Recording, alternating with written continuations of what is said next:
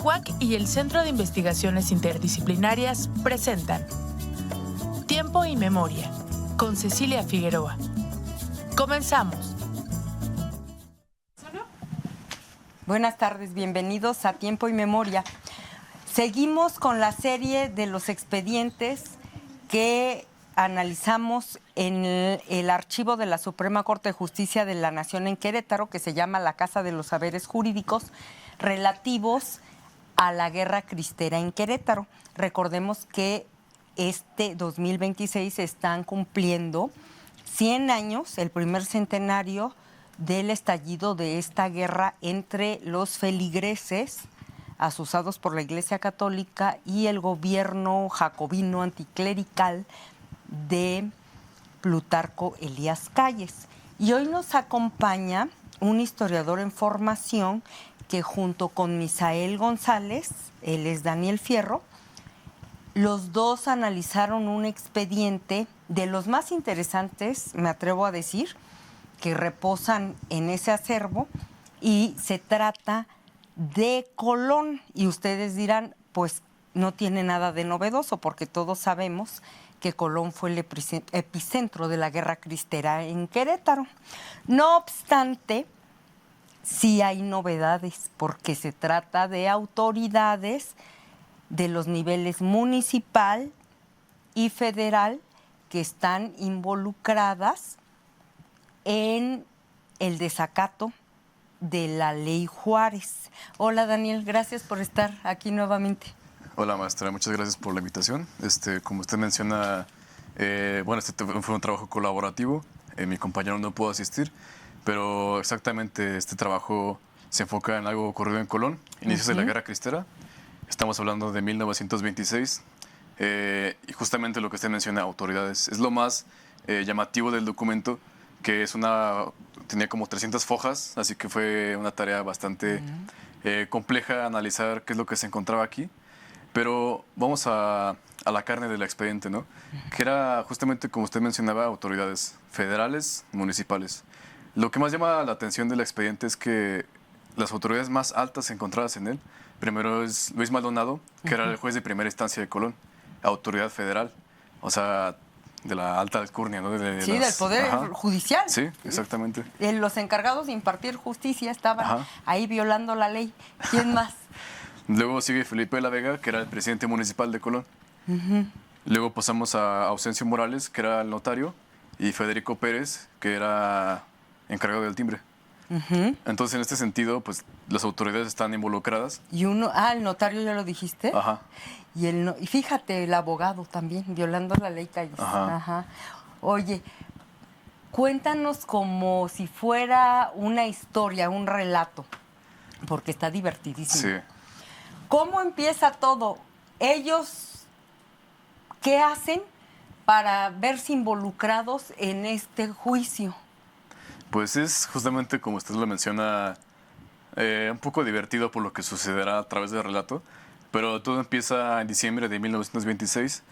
Todo inicia el 12 de diciembre, la fiesta de la Guadalupana, una fiesta pues completamente, sabemos que mexicana hasta el día de hoy, es como que tirar la casa por la ventana. Un ¿no? hito nacional. Exactamente. Sí.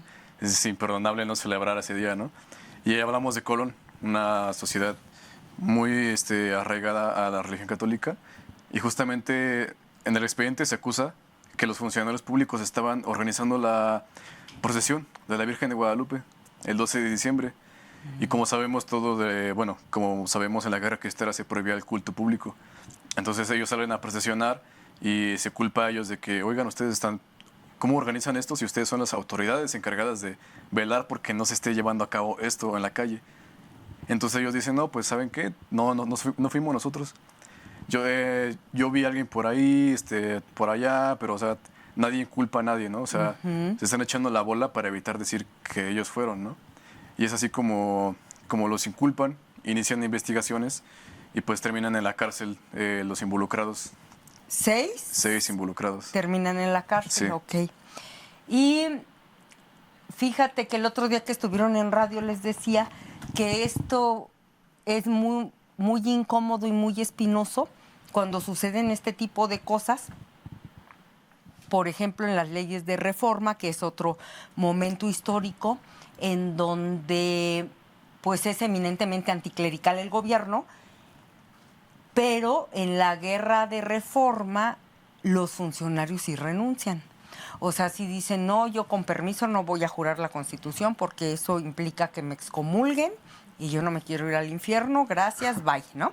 Sí. En este caso hay un doble discurso, porque son funcionarios de varios niveles violando la ley cuando ellos son servidores públicos, ¿verdad? Sí. Entonces eso es significativo. Y la procesión en el expediente se da cuenta de dónde a dónde va. Sabemos que Colón es el enclave de la religiosidad, la fe, la devoción. Nada menos que ahí tenemos a la Basílica de Nuestra Señora de los Dolores de Soriano. Imagínate 1 millón de almas al año que van ahí a rendirle culto a la Virgen. Sí. Entonces, eso también hay que dimensionarlo porque se cuece aparte. Entonces, ¿cómo es que va esta procesión? ¿De dónde a dónde? ¿Cuántos son? Porque también si estás ante esas restricciones, pues yo creo que sí fueron como un poco torpes saliendo ahí como en manada, ¿no? A ver, cuéntanos todo. ¿Qué pasó ahí? La procesión aproximadamente eran 400, 600 personas, ahora las calles abarrotadas, ¿no?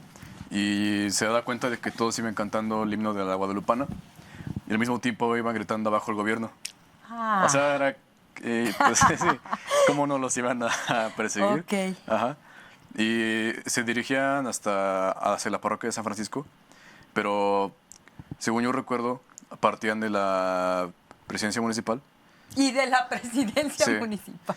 Y se dirigen y están gritando, pues aprobios al gobierno, ¿no? Entonces, es inherentemente un acto político, ¿no? Entonces, justamente cómo no iban a proceder las autoridades federales, viendo que las autoridades de ahí están involucradas.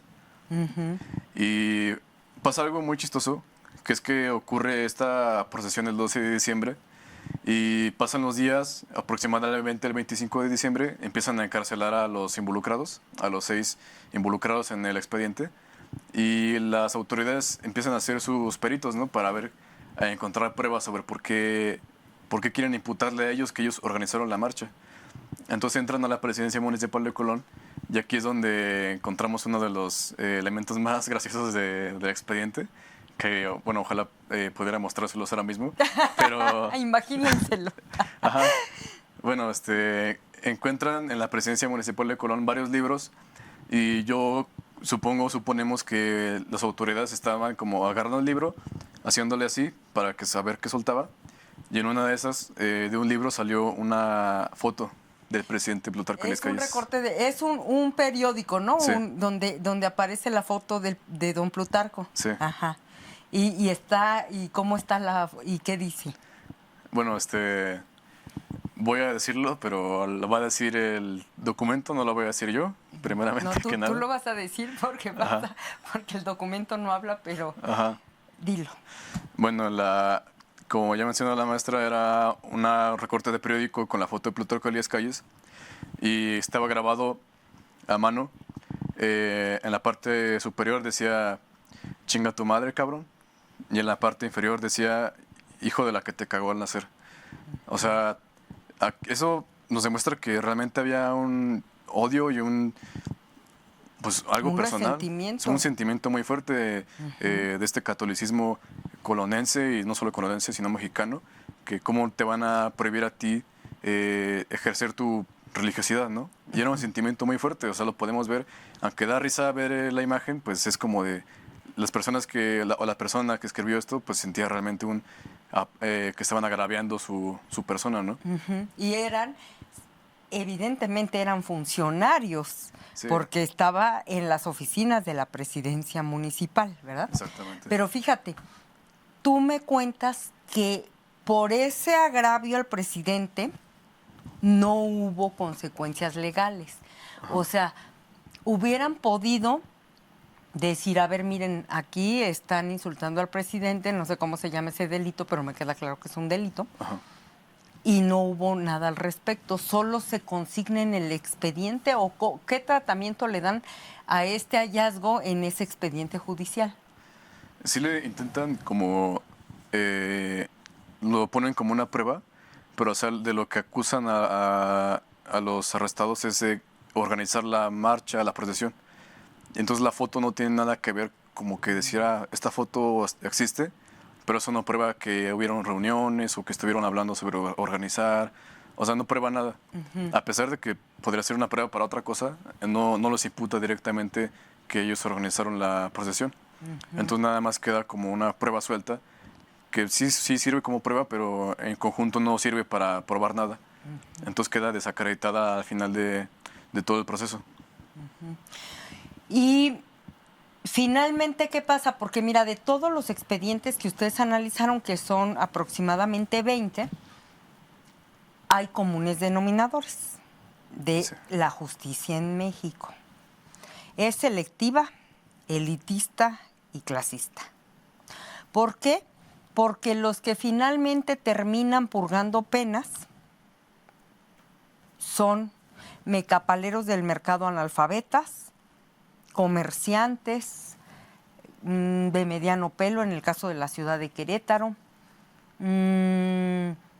carpinteros, y los demás, por ejemplo, si son de la élite queretana o bien si ostentan cargos, como en el caso del expediente que Misael González y tú analizan, ahí hay chivos expiatorios. Es decir, a ver, de estos, hay un notario, un juez de primera instancia, el presidente municipal, el responsable o el encargado del timbre, un comerciante, ¿y quién más me decías? Y un carpintero. Y un carpintero. Sí. ¿Y cómo es esa justicia selectiva? ¿Quién va a la cárcel y quién permanece ahí y a quién absuelven? Sí es muy interesante lo que usted menciona en el sentido de que la justicia siempre ha sido selectiva en México.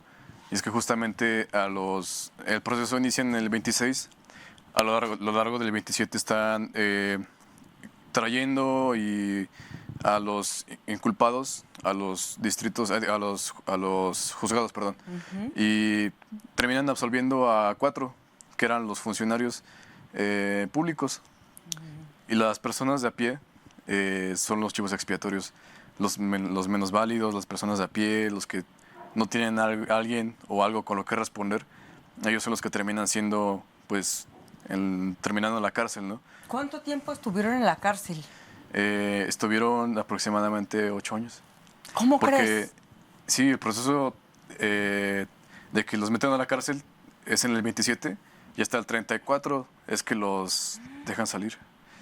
Bueno, y 7, los otros 4 que estamos hablando de los que dejaron salir, el presidente municipal, juez de primera instancia, el encargado del timbre, ellos, ¿y hay algún otro que dejan salir? No, ¿verdad? No. Nada más son ellos 3. Bueno, ellos 3 salen. ¿Ellos nunca pisaron la cárcel o estuvieron en algún momento? Sí estuvieron, pero un periodo muy corto. O sea, comparado con los que sí se quedaron a la cárcel, ellos nada más estuvieron unos meses, a lo mucho medio año en la cárcel. Y luego a los demás los estuvieron, mencionábamos anteriormente, en un vía crucis legal, porque ellos obviamente no querían estar en la cárcel. Entonces hicieron ¿Se ampararon? Hicieron un amparo. Ajá. Y tan los querían dejar que tuvo que llegar a la Suprema Corte de la Nación. Entonces la Suprema Corte tuvo que resolver su caso. Y es cuando la Suprema Corte de la Nación en el 34 dice, ¿saben qué? Pues absolvanlos, están absueltos. Pero, o sea, tanto tiempo esperaron para que les dieran una resolución a su caso, demuestra que la justicia a veces no funciona como debería, ¿no?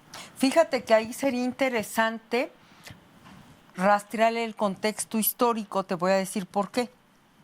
Porque cuando don Emilio Portes Gil, en esta etapa a la que se le conoce como el maximato, que decían, aquí vive el presidente, pero el que manda vive enfrente, o sea, don Plutarco, el jefe máximo, vivía enfrente y era el que mandaba.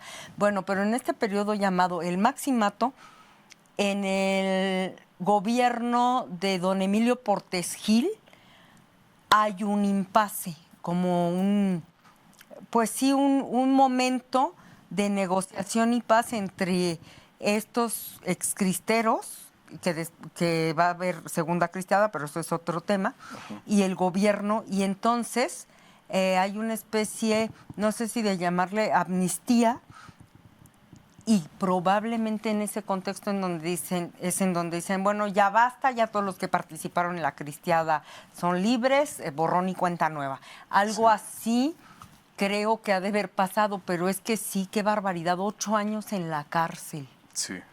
Y el presidente municipal, sabemos si regresa a sus funciones como funcionario, sabemos qué pasa con esos individuos que sí logran pues escaparse de esos años de prisión. Lo que sabemos es que obviamente hubo un castigo muy fuerte para Colón. Y es lo que sabemos, que es que a Colón le quitaron la municipalidad. Dejó de ser municipio. ¿Cómo crees? Sí. O sea, fue un castigo muy fuerte. O sea, Y el presupuesto. exactamente. Por años estuvieron con 0 pesos. Sí. Una venganza muy personal, porque si eres una demarcación político-territorial, aunque no seas municipio, pues tienes derecho Sí. a un presupuesto, ¿verdad? Sí. Entonces fue un castigo muy, muy duro.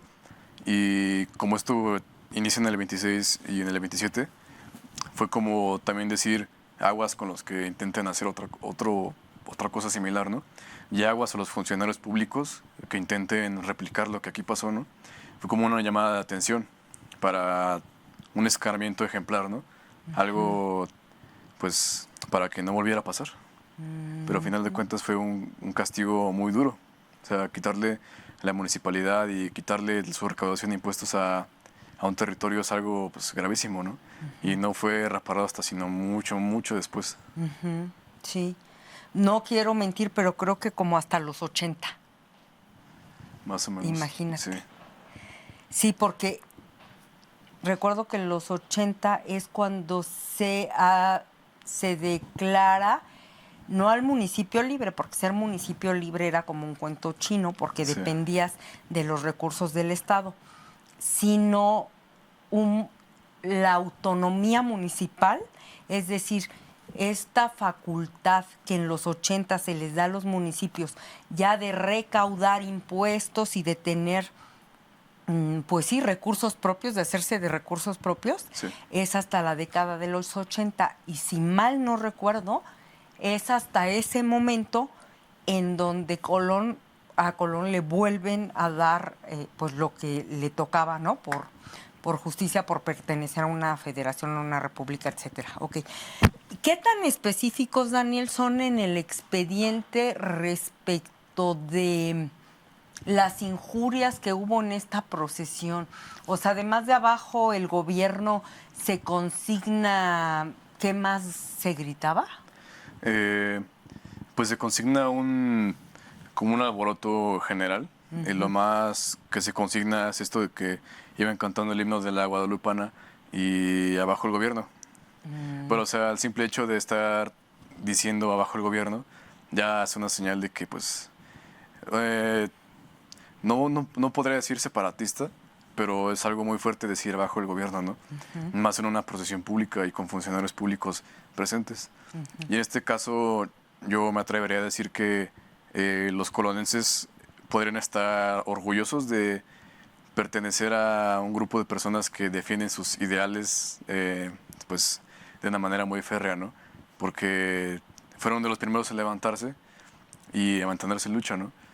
Entonces, yo creo que es una aportación muy, muy buena para la memoria histórica de Colón. Recapitular por qué la gente estaba dispuesta a levantarse en contra del gobierno. Y un detalle más específico es que antes de que se llevara a cabo la procesión, el presidente municipal renunció a su cargo por unos cuantos días, pero él fue como de que, bueno, yo no quiero participar de este gobierno, ¿no? O sea, fue un ciudadano violando la ley, no un funcionario. Eso es interesante. Pero aún así fue juzgado como presidente municipal. ¿Ah, sí? Porque nada más fue como para zafarse. Qué interesante, pero mira, otra de las lecciones que nos da ya visto como de manera panorámica todos estos expedientes que reposan, insisto, en la Casa de los Saberes Jurídicos de la Suprema Corte de Justicia de la Nación. Una de los análisis que podemos extraer es cómo la guerra cristera, como otras guerras, no se hace solo en el campo de batalla, es decir, no es suficiente con que se pongan en una lucha armada hombres y armas. ¿Por qué? Porque lo vemos claramente aquí en todos estos expedientes. Hay queretanos de la capital que viven en el centro histórico confabulando contra el gobierno de diferentes maneras. Una, organizando misas clandestinas en casas, y entonces por eso también van a la cárcel, ¿no? Hombres y mujeres. Dos, comerciantes, digamos que de clase media alta, podríamos decir, aunque no sé si esa clase social en específico existe en la época, infiero que no, pero vamos a llamarle así, comerciantes de locales establecidos, centro histórico, involucrados o señalados por hacer propaganda a favor de la guerra cristera y en contra del gobierno. En este caso, además de los 400 enlistados, sí, para hacer la guerra en el campo de batalla, según nos cuenta nuestro compañero Carlos Rubén Martínez Bárcenas, que son de Colón, pero también del Estado de México. Además de estos, en su caso, tenemos a todo un pueblo, es decir, a toda una comunidad, en contra de unas leyes establecidas que, como tú dices, van en contra de su religiosidad y atentan contra sus creencias, etcétera. Entonces, es interesante porque te das cuenta de cómo Querétaro, en realidad, todo Querétaro sí participó de una u otra forma en la guerra cristera. Por ejemplo, el hacendado del que nos habló Samuel Delgado en la emisión pasada, el señor Urquiza, que ahí le encuentran una máquina para rehacer las balas. Todo eso, imagínate, cambia esta narrativa que teníamos de no, en Querétaro no hubo cristiada, y decíamos, qué raro, ¿verdad? Sí. ¿No? Cuando don Guillermo Prieto en el siglo XIX dejó consignado que Querétaro es una ciudad de templos, es la ciudad santa de tierra adentro, y resulta que en la cristiada nomás Colón, algo como que no nos cuadraba, ¿verdad? Exactamente. ¿Y qué opinas al respecto?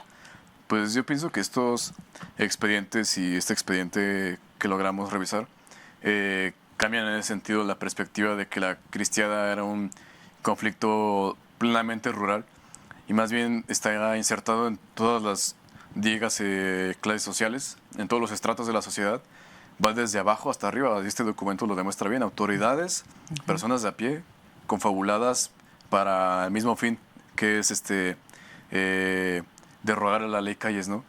Protestar en contra del gobierno que está atentando contra sus sociabilidades, que al final de cuentas, seas élite o seas persona de a pie, la religión católica abraza estos estratos de la sociedad a todos los niveles, ¿no? Entonces demuestra que la guerra cristera en Querétaro pues fue un evento de masas de toda la sociedad. Entonces yo creo que es fundamental estos expedientes para reinterpretar la guerra cristera en Querétaro, que sí fue Colón, pero fue toda la sociedad queretana estuvo involucrada. Sí, tienes toda la razón. Pues muchas gracias por habernos acompañado, Muchas Daniel gracias. Fierro. Y si quieren leer el texto al que nos referimos en este programa, está en el número de Tribuna de Querétaro, 2 números pasados. Se llama Autoridades de Colón en contra de la Ley Calles 1926-1934, de Daniel Fierro Araujo y Misael Galván González. Muchas gracias, Daniel, por estar aquí. Muchísimas gracias. Y a nuestros televidentes, muchas gracias por el favor de su atención. Nos vemos en la próxima emisión. Buenas tardes. TV UAC y el Centro de Investigaciones Interdisciplinarias presentaron Tiempo y Memoria, con Cecilia Figueroa. Gracias por acompañarnos.